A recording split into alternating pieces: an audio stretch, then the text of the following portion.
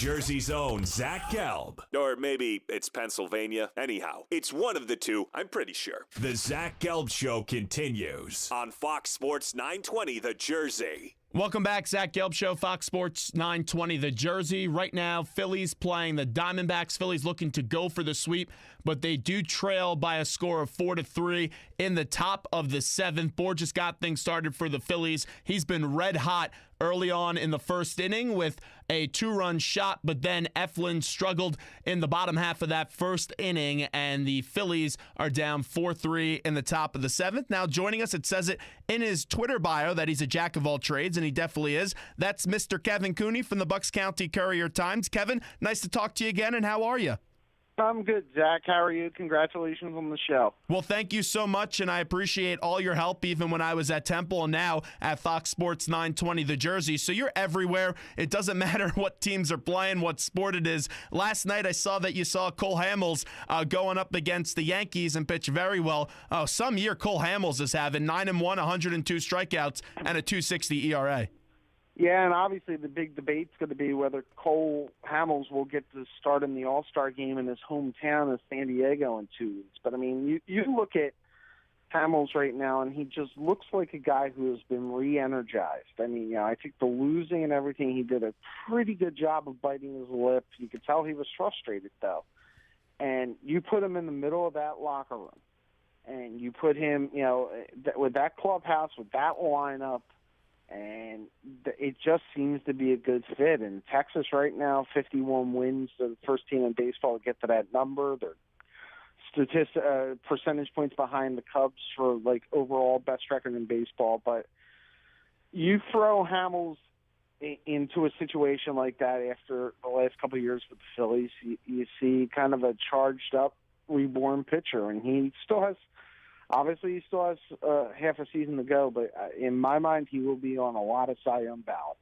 No doubt about that, as he's really having a career year and his really distinguished career. And you take a look at that trade where the Phillies got an abundance of players. One of the players in that trade is Nick Williams. And I'll say this about Williams. I don't know what's going on. I don't know if it's a maturity thing, but right now, not running out another play, and this happened twice this year. This is tough to watch for Nick Williams.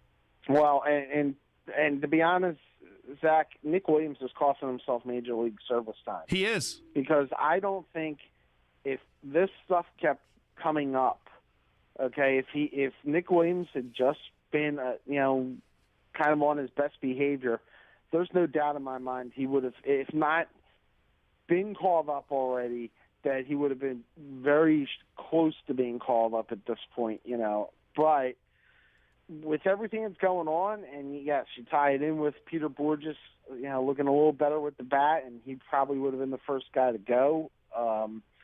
It's not beyond belief that Nick Williams is going to cost himself, at least some Major League time here before the end of the season. And he's also not playing the right fight, especially with Mackanin, who is really sound on the fundamentals and trying and effort, especially when you have a team like this that's not that good. And you see some of the stuff that he says, that he never cares about what people think, and that if you don't put food on his table or have the last name Williams, he doesn't care what you have to say. What is it going to take for this kid to mature? Because we know he has the talent. He should be on the big league roster, like you're saying, but he just doesn't have the maturity right now, Kevin. Yeah, and obviously he's so young and 22 that I'm sure the Phillies will say, well, it's part of youthful excitement and youth not maybe having the right perspective. But, at a certain point, somebody in the Phillies organization, Joe Jordan, Matt Klentak, somebody has to sit him down and tell him, look, this is the way we do things here, and this is what, if you don't, kind of dance by our rules, then you're going to be stuck seeing Lehigh Valley for a long, long time. And I think Nick Williams has to kind of come to grips with that himself. If he does, he'll be a better player. But at this point, Nick Williams has to kind of figure this out, and he's going to have to be told by the powers that be higher than Dave Brundage that, that this is the way that things are going to go. Nola hasn't pitched well, and he's slated to start over the weekend up against the Royals. His last few starts, he hasn't been able to really get out of that third and fourth inning. How concerned are you about Aaron Nola? I am not as concerned as you would think because, one, I think he's a smart pitcher. I think that, 1 year into his major league career, and that's all he is. I mean, I think we all forget, what he is at this point. He's not, he's just barely been a year. I think he's just actually approaching a year since he got called up. And he never had really that major struggle. Well, that struggle has now come. It's a matter of making mechanical adjustments. His velocity is still at the same area, so that tells you, at least in theory, there's not an injury concern. It's mechanical. It's arm slot angle. It's just getting on top of that curveball a little better. It's making sure that you hit. The one thing with Nola is he's not a power pitcher, and you got to make sure that you hit the right area of the plate. That you're not leaving it out of the heart because, again, he's not going to blow guys. He's not going to blow past guys. So he's got to make sure that he's hitting his spots right, and that's kind of the lesson here is that, he's going to occasionally get hit because if his location is not exactly perfect. Right now, you have some guys struggling like an Aaron Nola. You also have Tommy Joseph struggling, and he was sat down last night in the Phillies win. With all the losing that does go on, it's tough on these young guys because a lot of these guys were brought up as winners and always being told how great they are, and now they're struggling. As a manager, like a guy like a Pete Mackanin, who has really a long history in this game and developing players, how does he keep the confidence up of these young players in this tough season? Well, I mean, the main thing he does is he has to run them back out in the lineup. I mean, and that sounds like, well, at a certain point you move on and everything. But look, Joseph, he picked his spots with Joseph. Joseph sat last night. He's put back in the lineup today. Granted, he's 0 for 3 again today. But, I mean, he's been able to at least find a way of getting these guys back in the lineup.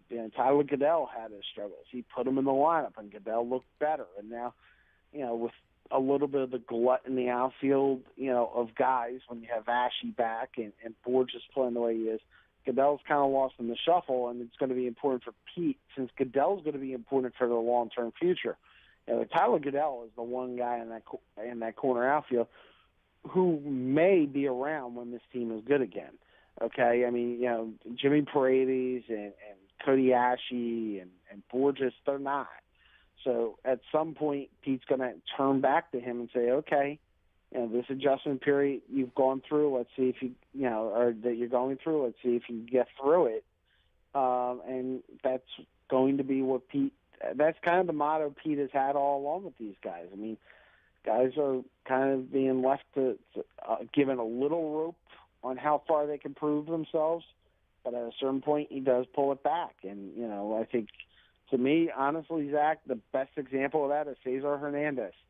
Cesar Hernandez right now, Pete plays him because he doesn't have a lot of other options, but Pete also has found a way that if he could get Andres Blanco in there as a double switch or something, Hernandez is coming out of that game. That's just the way that his operation is going right now.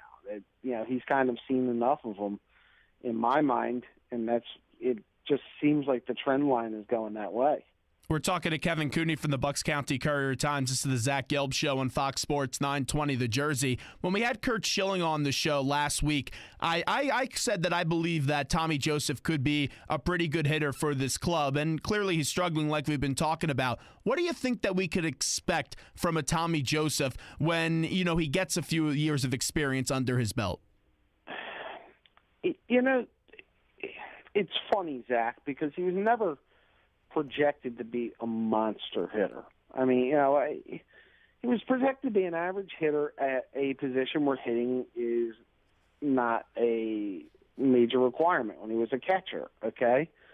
So he comes in, he has his LASIK eye surgery and wears contact lenses and everything and goes through this year and looks good for 3 months, and I think people suddenly think, that he's going to be a lock to be the everyday first baseman for this club. And I don't think that's the case. I mean, look, Tommy Joseph, in my mind, his window, maybe is a 18, 19 home run guy, okay, which is fine, okay, but I think that, when this club is going to progress forward into the next phase, they're going to have a couple issues. They're going to have a couple options, and one of them is going to be to spend the money in free agency to go get a guy. And Ian McPhail and Clintack and all have kind of hinted that it's going to be bats that they're going to buy, and they're going to buy premium power bats when that time comes. And I think projecting Joseph to be the guy at first base long term is a dangerous proposition at this point. Let's get to a guy that used to play first base for the Phillies, had the big walk last night, now doesn't see that much time on the field, and that's Ryan Howard. If I had to ask you, does Ryan Howard, is he on the team at the end of the season? I know you're not going to be able to trade him, but does there eventually become a time where Ryan Howard says, hey, I just want to get released, have a nice press conference for me, and let me see if I can hop on with an AL team? Zach, that's the big point. You said if Ryan Howard goes to the Phillies and says basically, I want to get released. And that is the only way I see that Ryan Howard is not in the Phillies lineup. I agree. Or on the Phillies lineup card, at the first weekend of October when the Mets are here closing the season out. I mean, it to me is just it's not like, this is kind of I've waffled on Howard stuff and everything. Are you disrespectful if you keep him and all that? But there's a couple of factors that play in Howard's benefit. One, you don't have a veteran. And that, if you want to say, is an indictment of Clintack. And should he have gone and got a veteran bat in this offseason?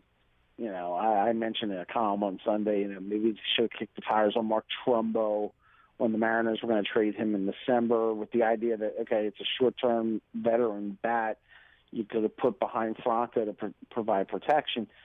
But they don't have that guy now. And so Howard may be needed just to be a mentor to these guys in the clubhouse. That's one. And two, he's not blocking anybody. It's not like you have this massive prospect that is just being, held back because Ryan Howard's presence on the 25-man roster. It's not happening. So I don't understand where everybody has been in. Look, it's tough to watch Ryan Howard. It's a sad way to say goodbye, but yeah, I don't see where the release is coming at this point. Unless it's Ryan Howard who says, that's it, I want out.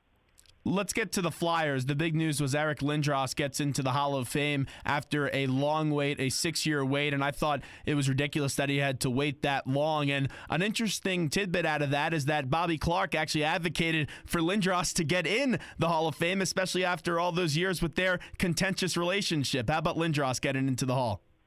It's funny that you mentioned the Clark thing, and I think people around here hold what happened against Lindros with the injuries and the concussions and the nasty fight with Clark and the organization against Lindros. But think about it, Zach. Okay, I mean, and beyond, let's get to the hockey part of it first. The guy was a beast. I mean, he was a linebacker on skates. He hit everything in sight. It probably contributed to his physical woes going forward. And he had a nasty wrister too, and that was another thing I think that gets lost. Everybody remembers him doing the full windup. It was the wrister to me that always got Lindros and was made separate because he was so precise when he went and decided he wanted to go pick corners out, and I don't know how goaltenders could stop it. But think about it, Zach, okay? This guy at the time, okay, was ostracized because he was really talking about his concussion situation and ultimately concerned, and we're talking 16 years ago, okay, 16, 18 years ago when this all happened. He is a forerunner for what the major topics in professional sports, not just hockey, but professional sports have come to.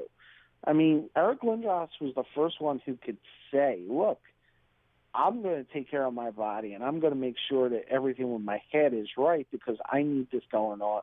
I need this to be clear going forward to have a life. And you think about the CTE issues and the concussion movie and everything that's gone on. Lindros was really one of the first guys out there on the issue, and he's been proven 100% right. I mean, you can say Bonnie and Carl Lindros were too meddlesome, and he should have ditched his parents and everything. Those are issues for another day. The fact was that Lindros was ahead of the curve when it came to this whole issue of concussions, and I think that sometimes gets lost in the hysteria of whatever the drama was at the time between Clark and Lindros. And by the way, final note on this, Zach. I think now it's time they retire 88 at the Wells Fargo. 100%. Yeah, you're absolutely right. Kevin Cooney, before we let you run, I got about 45 seconds left. And, yeah, I believe that Lindros doesn't get the credit that he deserves. And some of the things may have been the way that he handled things in the press, like the whole Craig Carden incident and other things like that. But why does a guy like this had to wait so long? I just don't get Hall of Fames anymore. You look at the NFL, a guy like Jerry Kramer should be in the Hall of Fame. There's so many sports that you can make the argument that they put the wrong people in the Hall of Fame, but it makes no sense, and I got 30 seconds left, why a Lindros isn't in the Hall of Fame, and I had to wait for those 6 years. And, everybody bashes the Baseball Hall of Fame. Most of the writers at least attach their ballots out there, and there's a cause, and there's a process that goes on. I mean, not enough attach it. Not everybody should have to put their name out there. These other three sports, the process is very mysterious, and I don't see why baseball gets called out for this. And granted, I'm a voter, but baseball gets called out for their process while everybody else gets to go scot-free. Well, Kevin, we'll talk about the Baseball Hall of Fame. I love reading you, and I also like seeing you as well. That was a good video report last night. Thanks so much, my friend. No problem. Thanks, Zach. Thanks so much. There's Kevin Cooney joining us on the hotline as this is Fox Sports 920 The Jersey. Would like to thank Seth Joyner for coming on today to remember the life of Buddy Ryan. Would like to thank Kevin Cooney for coming on to talk some Flyers and some Phillies as well. And also like to thank in the first hour we had C. Vivian Stringer on to talk about the life of one Pat Summitt. It's been an honor to share the airways with you today. We'll be back at it tomorrow. Back at it again tomorrow at 4. Zach Gelb Show, Fox Sports 920 The Jersey. Appreciate you for making me your local show. Bucks, Burlington, and Mercer Counties. 920thejersey.com. We'll see you tomorrow at 4, everybody. Peace!